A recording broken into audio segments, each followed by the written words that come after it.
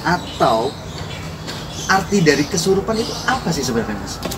Ya, banyak versi sebetulnya menjelaskan tentang kesurupan.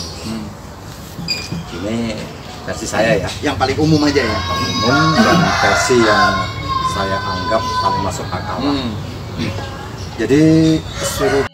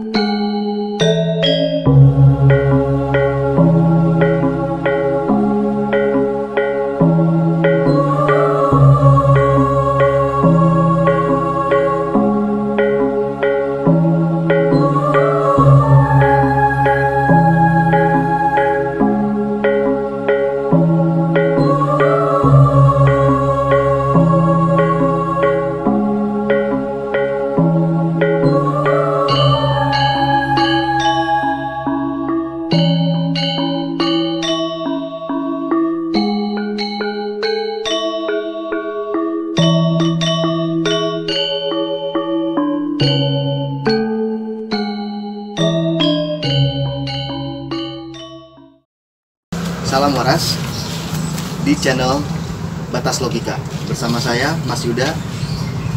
Oke, untuk topik bahasan kita kali ini adalah tentang kesurupan. Mungkin udah gak aneh gitu di telinga kita, di budaya kita sering banget ada mendengar tentang kesurupan. Sekarang saya mau tanya ke Mas Yuda, definisi atau arti dari kesurupan itu apa sih sebenarnya, Mas? ya, banyak versi sebetulnya menjelaskan tentang kesurupan. Ini versi saya ya, Yang paling umum aja ya. umum dan versi yang saya anggap paling masuk akal.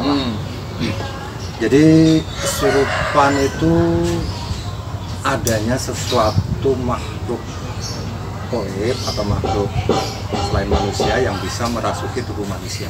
Oke. Itu kesurupan. Ya. Ya, Sebentar, saya potong dulu.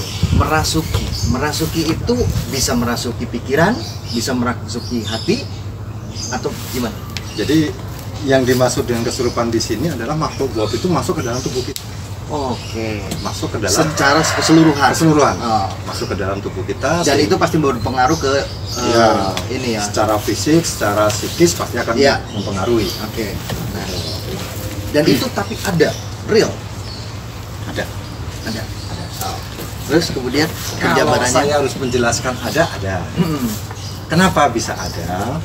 Karena ya itu tadi kembali lagi bahwa manusia ada 3 elemen, ada air, api, dan tanah. Betul. Mereka terbuat dari api, sehingga untuk berinteraksi atau korelasi dengan manusia sangat mungkin. Karena elemen ada di salah satu manusia itu sendiri. Nah, sedangkan kesurupan yang terjadi di sekeliling kita adalah makhluk itu masuk ke sini, membuat loss control pada tubuh manusia itu sendiri, terus membuat psikis daripada manusia itu sendiri juga berubah, tidak seperti karakter aslinya.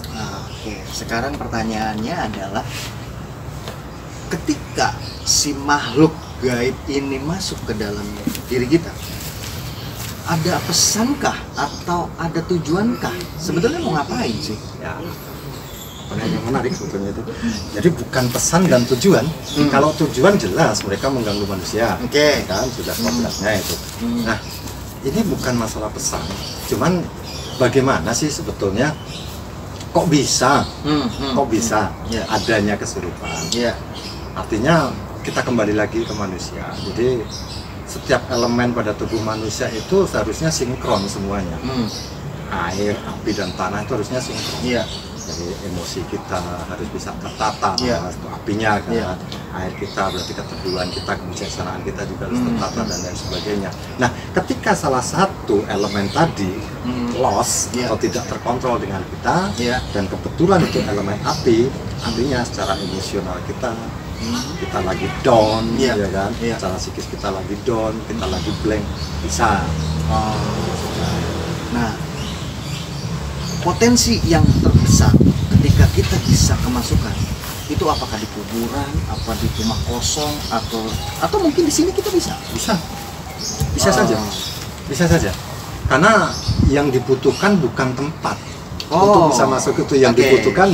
Ingat guys ya, ini benang merahnya di sini. Berarti kita bukan tergantung dari tempat, bukan, tapi tergantung dari gimana kita.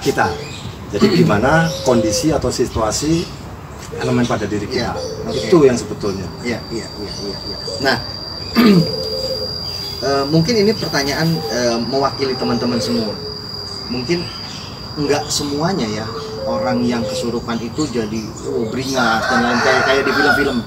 Ya mungkin ada juga yang diem, tapi pastinya kita mesti cari tahu nih ciri-ciri dari orang yang kesurupan itu seperti apa. Ya. Ciri-ciri dari orang kesurupan yang jelas, satu, dia tidak sadar. Ya kan? Kalau selama dia masih sadar, itu berarti dia kesurupan gitu ya. Iya. Satu, cirinya dia tidak sadar. Ya. Kedua, dia lost control. Artinya segala tindakan dan segala ucapannya tidak seperti karakter yang sebenarnya. Ini ciri yang paling utama. Ketiga, dari sorot mata. Sudah, kalau kita sudah melihat sorot mata itu tatapannya kosong, dia tidak fokus terhadap satu dengan yang lainnya. Banyak nih kejadian, ada orang kesurupan begitu dirubung, dia masih ingat, oh itu bapaknya, dia melototinya bapaknya, oh ini ibunya melototinya ibunya. Itu berarti bukan kesurupan. Jadi kesurupan tuh dia punya satu tatapan yang betul-betul kosong. Dia tidak memandang siapapun ada di sekitarnya dia. Karena lost, betul-betul lost, secara anatomis lost. Nah, kemudian timbul pertanyaan baru lagi nih buat diri saya nih.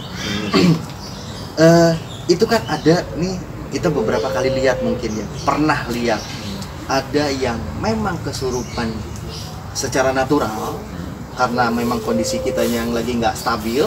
Ada juga yang sengaja dimasukin. Itu gimana tuh Mas? Kalau sengaja dimasukin dengan bahasanya mediator atau apapun, ya itu. Menurut saya sih tingkatan orang itu berarti yang bisa memasukin tingkatan orang itu untuk berinteraksi dengan makhluk gaib kan sudah luar biasa. Jadi dia sudah bisa menyuruh, ya kan? Dia sudah bisa memerintahkan, bahkan yang lebih parah lagi dia bisa mengontrol objek yang akan dimasukin. Secara emosional dia sudah bisa mengatur. Itu sesuatu hal yang sangat luar biasa. Dan kalau menurut saya di zaman sekarang sulit menemukan orang seperti itu. Tapi gitu. Artinya kita berinteraksi dengan mereka sedemikian rupa sampai kita bisa memperbudak mereka, itu suatu hal yang butuh proses panjang. Apalagi kita mempengaruhi orang dia untuk mengeloskan itu, mungkin bisa dengan hipnotis bisa, cuman kan beda lagi jatuhnya. Bukan kesurupan. Betul. Nah, sekarang kemudian kalau misalnya sudah terjadi ini kesurupan, gimana cara ngobatinnya?